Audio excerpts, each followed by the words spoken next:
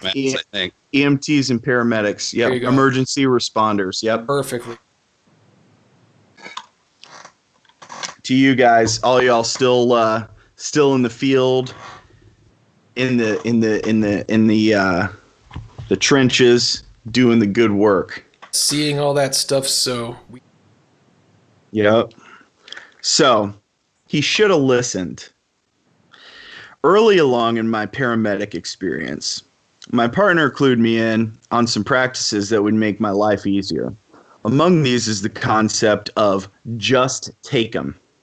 To elaborate, many people have an awfully distorted view of what EMS is designed to do and what kinds of situations to which we were intended to respond. No, let's go broader. Many people have an awfully distorted view of the definition of an emergency. Examples: substernal chest pain, loss of consciousness of unknown origin, life or limb threatening trauma. These all constitute emergencies. Blisters on your feet, chronic back pain, and drunk sleeping in park benches do not constitute emergencies. Hardly ever. But usually the latter types of calls, approximately 90% of the 130, or approximately 99% of the 33,000 calls my agency runs every year, come from only a few different types of situations. One, the patient's immobile or somehow physically unable to get to a medical facility, which is understandable in some situations. Or two, the patient wants us to check him or her out, diagnose and or cure whatever is wrong without taking them to a medical facility. Not okay. it's like one of those house call doctor Right. times. Yeah, let's Right. just call old. Give me a pain pill and tell me I'll be okay. Give me one of those bottles of that morphine syrup. Yep. Or three, the patient knows that his or her complaint is not very acute and that the ER will make them wait for untold hours in triage while more acute patients are pushed to the front of the line ahead of them. So the patient has gone through this inconvenience before and will be damned if he or she is going to go through that again. As such, this forward-thinking patient opts to be transported to the ER via ambulance so that we can take him or her directly into the ER room to see the doctor. Smart, right? So smart. A genius. Come on now. No. We will march that patient directly to triage. So just put that idea out of your head right now. So, and number four, yes, this happens all the time. The patient is a worthless piece of excrement that accomplishes nothing but being a drag on American society and on our medical system. This particular patient decides that he or she needs to get across town to beg a family member for money, meet with their heroin dealer, or just to get some different scenery. He or she doesn't work, of course, and taxis don't take food stamps or EBT, so they start hollering chest pain or my leg hurts, and we load them up and take them to the ER across town. Wait, can I stop you there for a second? Is that true? Yes. Do they try and use like a glorified taxi service? Yeah, I've taken patients across town to the hospital across town so they wouldn't have to walk. And they just say, "Oh, what do I have to say for you to take me to the hospital? Can you just drop me off here?" I'm like, "No, we only transport to emergency rooms." And they'll say, "Okay, I'm having chest pain and I need to go to X, and I want to go to X hospital." Take them to the hospital, sign them in. They send them out to triage because there's nothing wrong with them. They walk out to triage, and right out the window, or right out the door, they never even sign in. They just want to get right across town. Legit, real talk. I've also taken people to an ER. They specifically want a certain ER because they have a certain soda that they give to people in that ER, and the other one that's closer to them, they use like generic. They'll give them like Shasta, and this one gives them Coke. Yeah, they have Shasta. That one, that's crap. This one, they actually have Canada Dry Ginger Ale. Yeah. Real talk, bro. Yeah, I can't go to the hospital on the north side because they give me Pepsi. So, yeah, like I said, once we get to the ER, they go to a room, triage or whatever, and they just walk out of the hospital. And that theoretical reader, oh man, nobody's reading this. I'm reading it. And that, dear listener, is the kind of thing that makes a nation's healthcare system fail. So the fifth type of patient, some loving, caring humanitarian sees a drunk, or a drunked up or drugged up urban outdoorsman. That's what we used to call homeless people in town, stumbling down. Stumbling down. That. You like that? Urban outdoorsman. Stumbling down the sidewalk, sleeping on a park bench, or passed out in someone else's front yard. This good Samaritan, this wonderful person, becomes concerned, so concerned about the person's well-being, but not enough to stop and lift a finger for them. Instead, they'll call 911, and it becomes our responsibility to wake up the said drunk and run him or her off. I especially like it when the caller drives over to us from around the corner after we arrive and tells us that they're the ones that called 911. I'm the one that called.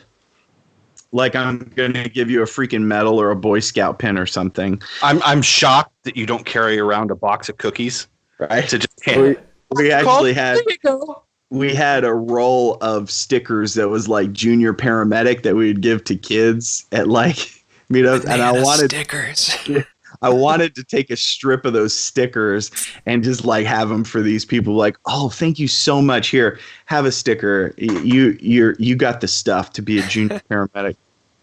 Anywho, this is where just take them, the just take them concept comes in. When a call like this one comes in, or like example number 2, the patient usually doesn't want to go to the ER. And it's at that point that we get to roll the EMS dice. If we just let the patient refuse transport and leave, he or she may very well call back later after they've had time to change their mind or be convinced by an overcautious friend or family member to call back. Or worse, much worse. Some foreshadowing. So, so my partner and I are working the west end of town, a toxic waste dump of an area full of all the greatest wastes of space in the continental United States. Fact. All of these inbred mutant trash holes seem to find some sort of camaraderie and solidarity by convening and living in this section of town. Are you getting the darkness yet? I wasn't at all bitter when I was working in this. So we get a lot of calls of the BS variety over there, as you've probably already guessed. One such call came in around noon one lovely summer day. One of the many good Samaritans in our fair city called 911, saying there was a man down in someone's front yard and he didn't appear to be breathing. Upon our arrival, I can already see that how this call is going to go, judging from the 24-ounce can of Four Loko next to the guy on the ground. At least the dude knows how to party. Right? Noon, buddy. Noon. Holy shit. I stand over him and give him a friendly shout and a nudge with my composite toe tactical shoes we called ass crushers. This doesn't route. I was nice. Okay, I didn't kick him. Don't read into it. This doesn't rouse him. So then I try ever so gently sternum rubbing him. This, of course, is done using my Kevlar composite knuckle tactical gloves. And I think I might have grazed his spine through his sternum. Lo and behold, the guy wakes up. And I say, "Hey, man, what's up?" He says, "Nothing, man." "You been drinking?" Psh, hell yeah. "Are you doing drugs?" "Yeah, man." "Okay. What you been doing today?" Beer, weed, Xanax. He starts to fall back asleep, so I give him some more sternum shiatsu. This gets him sitting up this time. And then we help him to his feet. We find out this guy lives 2 blocks away, and he promises to go straight home if we let him go and don't involve the police. After a little discussion, we decided to roll the EMS dice and ignore the just take them concept. We tell the guy to walk home, sleep it off, and stay at home and don't come back out tonight. Just stay home, sleep it off. For a great example of literary foreshadowing, see the title of this entry. That being just take him. We follow the guy to his home and watch him walk into his backyard, and that was that. We clear up and go back to the station where we proceed to get pounded with similar calls and BS BLS, which is BS basic life support. BS BLS all day. Calls like that all day. So I love me some West End. Well, our supervisor likes to try out new culinary ideas on us, and I'm more than happy to be his guinea pig. Tonight, he's cooking something that's sure to be a taste bud tour de force, and it's going to be very welcome after the day that we've had. It's some ungodly, amazing combination of slowly cooked chicken, cheese, bacon, and fried starches, creating a conglomeration of smells such that I'm convinced the very air I'm breathing contains the artery-choking calories this dish promises to deliver. Our super says, "All right, guys, come on in." And the rest of that statement was supposed to be, "Eat before you get another call." But he was interrupted by the infernal tones that would be sending us off to our next call. So, we mark saved route by the bell? Yeah. Like damned by the bell. So we mark en route, eager to bust through the call so we can get back to the station to eat. Dispatch tells us to respond to a patient that has ridden his bicycle into the back of a parked SUV. Ooh. Yeah, that's dangerous. Gotta watch out for those things that sneak up on you. Yep. It's true. Well, at least it should be a quick turnaround that way. So when we roll up on the scene, right behind a fire truck, and my hopes are immediately squashed. As I peer around the fire truck, I see what could have been a scene from The Walking Dead TV show. I see a man standing in a pool. Yes, a pool of his own blood, which is running down his shirtless paunch from his face and head. His nose is gashed open, some cuts on his head and arms. Oh, and also his half-open mouth, which is now a plus sign. That is Halloween costume figured out for the year. Yeah, buddy. Yeah. Wow. So it's a horizontal line that is his mouth, and the vertical line is the open laceration going from his nostrils to his chin, giving us a good look at the spaces in his gum line that were home to the teeth that he owned up until he pile drove his face through the back window of an SUV. Blood everywhere. Oh my God. All over him, all over the ground, everywhere. And it's still pouring from his face.